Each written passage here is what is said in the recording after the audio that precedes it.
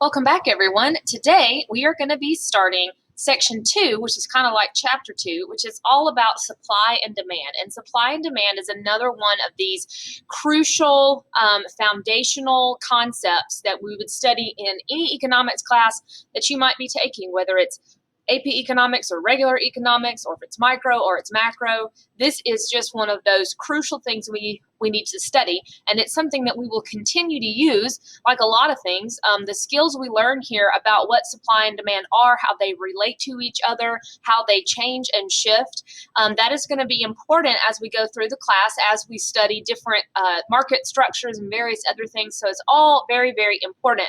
And it's also very, I think you'll find it, logical. A lot of it just kind of makes sense. You kind of learn a lot of new terminology and sort of how to manipulate these particular graphs. But I think particularly because of events of the past 6 months, I think this will be something that will hit home to you a lot more than usual. So there's a good bit of vocabulary to define here. And then we're also going to be looking at a demand curve and talk about changes in demand and all that sort of thing.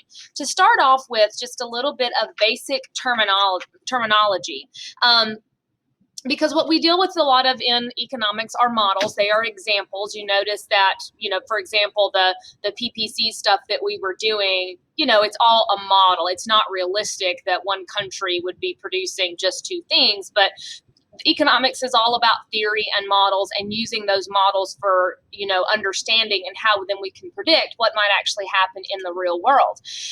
In economics, we're always talking about markets, and we use that word market all of the time. And for most people, if they think of a market, they're probably thinking of a store, of a place where they go to buy something, or a farmer's market or something like that. But in economic sense, a market is not an actual place. Market is a theoretical sort of a place. A market just means a group of producers and sellers, buyers and sellers, demanders and suppliers, however you want to phrase that, groups of people who make and sell products and groups of people who want to buy products or goods and services. That market is that place where they make those exchanges. So it doesn't literally mean the actual store. We're just talking about sort of theoretical world where those exchanges take place between buyers and sellers. And we have what we study most of the time in microeconomics is what we call a competitive market. A competitive market, that means that it is just what it sounds like. It's competitive. It means that there's lots of buyers and sellers, and therefore the actions of one individual buyer or one individual seller don't really affect the overall outcome of the entire market. So, if there's multiple sellers of this product, if one of them decides to sell their product for more money, it probably doesn't affect the overall market because there's, 100 other sellers that sell the exact same thing for a lower price. Same thing if, on the consumer side, there are thousands of us or hundreds of thousands or maybe millions of us in the market, depending on which market you're talking about. So if one of us says, I'm not going to buy that anymore, that probably is not going to affect the overall market itself. It's not going to affect the overall price and all those sorts of things. Now, there are different kinds of competitive markets, and we will talk about that later on. The model that we're looking at with supply and demand, it's actually what you would call a perfectly competitive market. We don't need to worry about what that means so much right now. But that is what this model looks at, and we'll talk later on about a market structure called perfect competition. You'll see what that means. But a competitive market means that, there's lots of buyers and sellers going on. So individual action doesn't have that much of an effect on it. And supply and demand, the supply and demand model is a model, an example of how a competitive market works, about how those interactions between buyers and sellers, producers and consumers, suppliers and demanders, about how those interactions work to create things like, to set things like price and to set things like quantity that is going to be purchased or demanded and all of that. So this supply and demand model helps us to understand both consumer behavior as well as producer behavior. Now, there are 5 key elements of competitive markets and of the supply and demand model that we're going to learn. We're not going to learn all of them in this module, but this is what we'll be going over for the next about 3 modules or lessons. So first, and this is what we'll talk about today in this one, is about the demand curve. So that's one part of that model and one part of that competitive market model. In the next module, we'll talk about the supply curve, which will be the producer's end of it. We'll talk about shift factors. We're going to do that with demand right here, and then we'll do that with supply in the next module, talking about what shifts actually moves those supply or demand curves. And then once we've talked about both supply and demand, we'll talk about equilibrium, which is where those two things meet in the middle, and what changes that equilibrium. So those are the things we're going to be going over here in these next couple of modules, and that are really, really important for you to learn as we go through this process of learning about supply and demand. So let's talk about what demand is, and it's a word that probably sounds really familiar. We think about demanding something as wanting something, and that's kind of what it is. So when we talk about the demand curve and the whole concept of demand, this means we're looking at the consumer side of things, the buyers of things. So we would consider ourselves, the consumer. We're the ones buying cars and food and computers and phones and clothes and all those things. So we're on the demand side. So demand is just like what it sounds like, the whole concept of demand. What that does is it tells us how much of a good or a service people are going to want at certain prices. So if this particular good is X amount of money, people are going to want this many of them. So that's what demand is. It is simply that relationship between price, how much something is, and how much of it people are going to want. And that should not, one thing we have to make sure we don't confuse with that, and it's very, very easy to confuse, is the concept of quantity demanded. Okay? Demand tells us how much of a good people are willing and able and want to buy at any price. Okay, so whether this costs $1 or $100, it's just what demand is going to tell us is how much people will be willing to buy at all of those different prices. So think of demand as the bigger picture. Quantity demanded, what that is, or that tells us, is how much our consumers, how many, what the quantity, the actual amount people are willing to buy, people want to buy at a specific price. So it's not the bigger picture, but the smaller picture. So demand, which is represented by a demand schedule, which you can see right here. Now it's partially covered up by my head. This is showing us the demand schedule, or rather the demand for apples. And it's showing us that if a kilogram of apples is $100, people will want 200. At 90, they want 300. At 80, they want 400, so forth and so on. That is telling us overall the demand. Now, quantity demanded would be, say, at a price of $80, the quantity demanded is 400, okay? So demand is kind of the big thing. Quantity demanded is how much is being demanded at a specific price. Now, this brings us to what we call the law of demand, what economists call the law of demand. Always having to make sure my light knows I'm still in here. The law of demand tells us that as price goes up, the quantity demanded goes down. So as the price of an item increases, the quantity demanded of that item decreases. In other words, there's an inverse relationship between price and quantity demanded. And that makes sense. If you think about it, if the price of something goes up, do you want to buy as much of it? Probably not. So there's that inverse relationship. And we can see that on this demand schedule. Notice that as the price is going up, we'll start at 80 since we can't see the other ones. At 80, people are willing to buy 400 of these bushels of apples or whatever they are. At 90, it's 300 and so forth. So as it goes up, the quantity demanded is going down. So they're inversely related, okay? Now, a demand curve would illustrate this for us. The demand curve is the graphical representation of that, the graphical representation or the graphical illustration of this very concept. And because of the fact that it's an inverse relationship, and as one goes up, the other goes down, that means that a demand curve is always going to be downward sloping. It's always going to slope downward. So whenever we draw our demand curves, we're always going to draw them, and I'll even do it right here for you. We always draw our demand curves. Let me point out a few things here as well. Sloping down, down, And we're going to label that demand. A couple of things I want you to notice here on a side note when we're graphing. Always, always, always, always label your graphs. There are 3 L's that you need to remember with graphing, okay? So 3 L's. And that is that they are large, legible, which means you can read them, and labeled. Always label everything. So notice, and this is the standard graph. This is a standard graph of a competitive market. I've got my y-axis and my x-axis. The y-axis is almost always going to be P. That stands for price. And the x-axis is almost always going to be Q for quantity. So get in the habit right now of every time you draw a graph, make sure you've got your axes here like a big L, always label this one P, always label this one Q.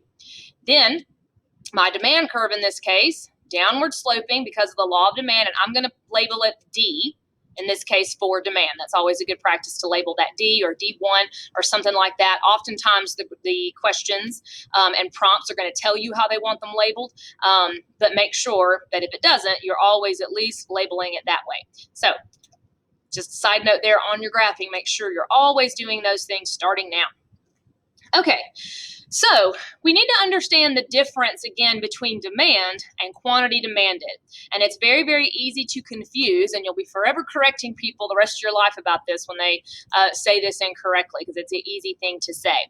What we want to talk about, I'm going to go ahead and put both of these things up here now, is the difference between movement along the demand curve and a change in the demand curve or a shift in the demand curve, okay?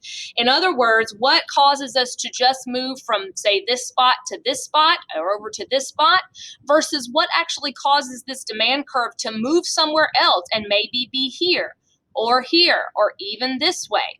And that's a very important difference that we need to understand. Movement along the demand curve means demand itself didn't change, and that happens in response to price. That is movement to a new place, to a new point on the demand curve in response to a change in price. So in this case, we have our demand schedule right here. This is showing us demand for coffee beans, and here it is graphed. Notice again the downward slope because of the law of demand. Okay, so let's say we were at this point right here. The price of coffee beans was $1.50 and 8.1 billions of pounds would be demanded at that price. Well, let's say the price jumps to $1.75. Now, what a lot of people will say sometimes and be incorrect is to say, oh, the price went up, so the demand went down. No, the demand did not go down. The quantity demanded went down at that particular case. So I can see when it go up to $1.75, now people only want to buy 7.5 billion. Okay, so notice again, as the price is going up, the quantity demanded is going down. But when we see that change in price, that is just movement along the demand curve. So when you say, oh, the price of cell phones went up, we don't demand as many, yeah, that's a change in the quantity demanded. It's not changing the demand curve itself. Now, a change in the demand curve would mean an actual shift, meaning that this demand schedule over here would not be correct anymore. That wouldn't be the same thing. Changing the demand curve would mean maybe it's moving over this way. Let's just pretend that this is a new, this is my original demand curve. I'm going to label it D1, and this is a second demand curve. I'm going to label it D2. Again, remembering that labels are always important. So you see how this is showing us a total difference. Before, at $1, we were demanding a quantity of looks like about 10 billion pounds of coffee. But now, because there's been an actual change in the demand, now at $1, we're demanding 13 billion. Okay, so you see that's a difference in a shift. Let's say I move it this way. All right. So now let's call this D3. And sorry about that not being nice, but it's hard to do it with a mouse, and I'm left-handed. So, say at $1.25, we were demanding 9 billion. Now at $1.25, looks like about 7 billion. So that is not, we're not on the same curve anymore. It's a whole new curve instead. So what we want to talk about then is what causes one of those things versus the other. Keeping in mind, the only thing that causes movement is price. That's the only thing that causes movement along the demand curve is price. And that's counterintuitive counterintuitive to what a lot of people probably think, is we think that, changes in price change the demand. It doesn't. It just moves you to a different place on that already existing demand curve. But we want to talk about what actually changes the demand itself and how does it change that demand. So we need to understand those shifts. Okay, so let's talk about some of the things that could happen here. First, let's also talk about how we would represent that graphically. If there's an increase in demand, if something happens that's going to increase the demand of a particular good or service, that is going to cause that curve to shift to the right. So just ingrain that in your brain, that increases in demand, shift it to the right. So a moment ago on the previous slide, when I moved it the first time, I moved it to the right, that was showing an increase in demand. That means then that a decrease in demand is a leftward shift. So if it moves to the left, then that is a decrease. I remember it by thinking to myself that less means left. If it's decreasing, that means that people are demanding fewer quantities at each of those prices. So that's the left. So left means less. All right, again, let's talk about the things that actually cause shifts in the demand curve. Remember, not movement along it. Movement along it is only caused by price, and price never causes an actual shift in demand. Again, that's counterintuitive, but it never causes an actual shift. It only ever causes movement. Okay, the first is changes in the price of related goods. Okay, so changes in the price of things that are related, whether that's similar to it or whatever. If the price of those things change, then it could change the demand. Now, you may be going, well, you just said that price never changes demand. But here we're not talking about the price of the good in question. We're talking about the price of goods related to it, okay? So if I was talking about, here we go, my little example of product today is going to be these squishy chocolate-covered strawberries, okay? So if the price of this squishy chocolate strawberry goes up, that's not going to affect the demand for them. It will just affect the quantity demanded. People will demand a smaller quantity at a higher price. But let's say the price of a related good changes. Well, that might actually change the demand of my squishy chocolate strawberries. Now, there's two ways that this could happen. There are some goods that we call complements. Complements are goods that go together, okay? They're related because they are complements, all right? Like, say, peanut butter and jelly, or cereal and milk, or cars and gasoline even. Things that are oftentimes purchased or used together. I don't know, hamburgers and hamburger buns, hot dogs and hot dog buns, those kinds of things. Those are complements. So say for my squishy chocolate strawberry, let's say that there's also a market for little holders for your squishy chocolate strawberry, okay, a little caddy, see?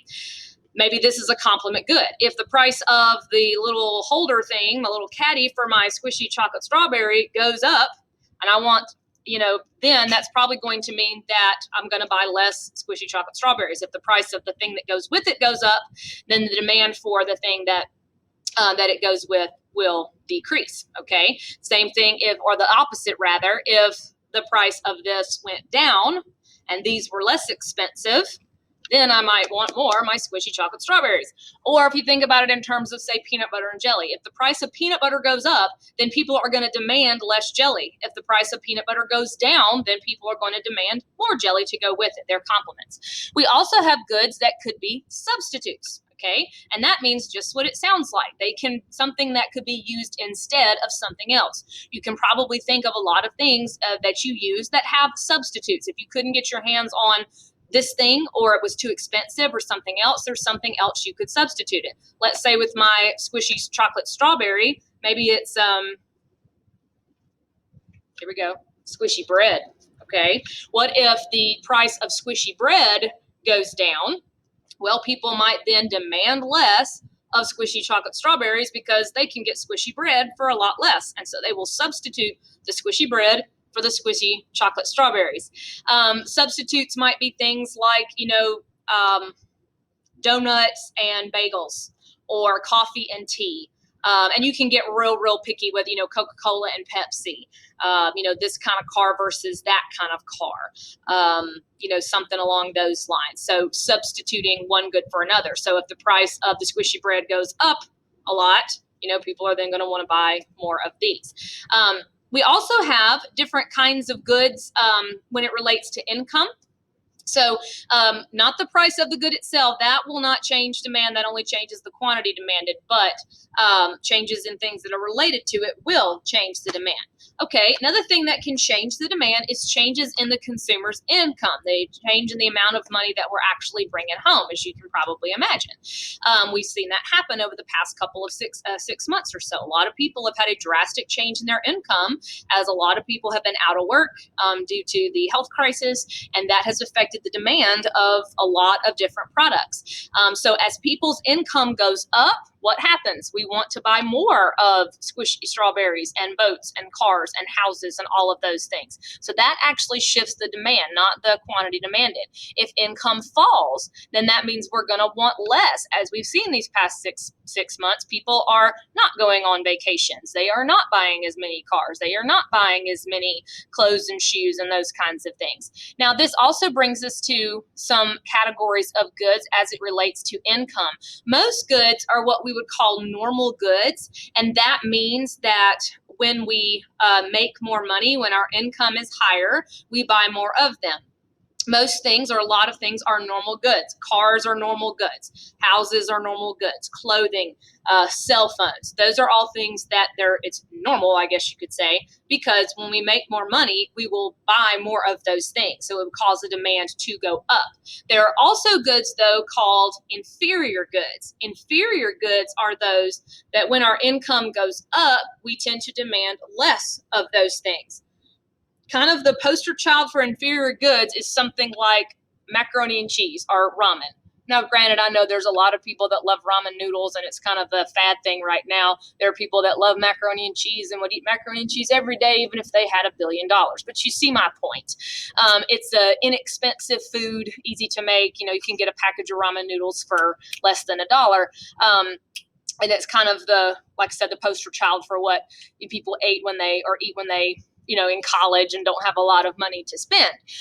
But when your income goes up, people might buy less of that and spend more money on other things.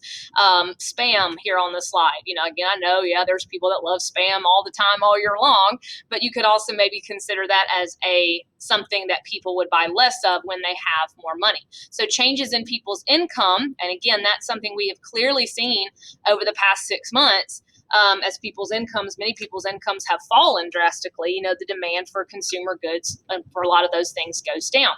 A third factor would be changes in consumer taste, basically just what we like to have, what we like to use, what we like to eat, what we like to buy. Well, that's constantly changing.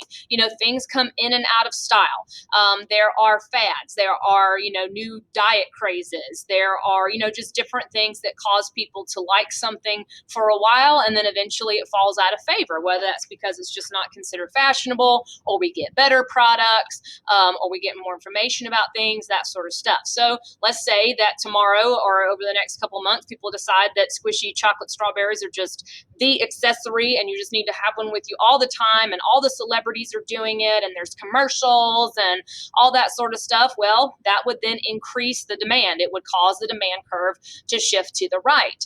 If by the opposite, there's some kind of all of a sudden squishy chocolate strawberries are considered weird and strange, and you're I don't know, just kind of, out of touch. If you are still keeping one of these around on your desk, then that might cause that to fall. A more realistic example, think of, certain kinds of, clothing that might fall out of style, or certain kind of cars that might fall out of style, or the other way around, cell phones.